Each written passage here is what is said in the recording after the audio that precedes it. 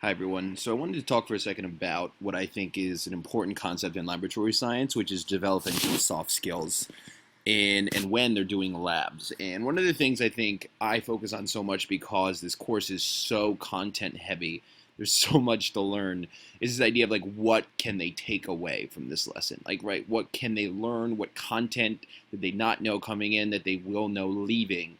Um, and sometimes I have to force myself to stop and think about, well, this is a lab, this is a science course, and we want to develop their skills as budding scientists. So how can I do that? And part of that is what some people call process skills, other people call soft skills. But basically, this is like how well can they work and do a lab together? How well can they collaborate? Do they ask appropriate questions to each other? Do they think out loud together? Do they assign roles? Are they nice when they do that?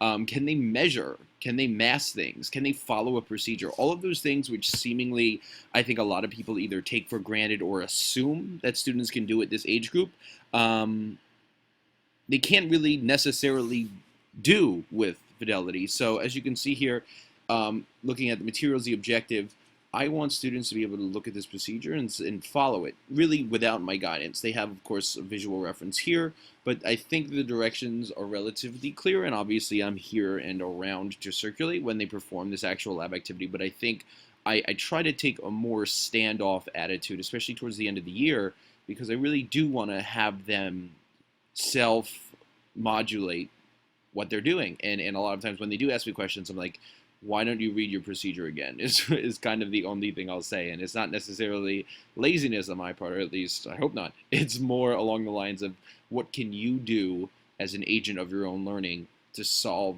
this problem, right? And trying to kind of remove myself from the picture of being this person who has all the answers.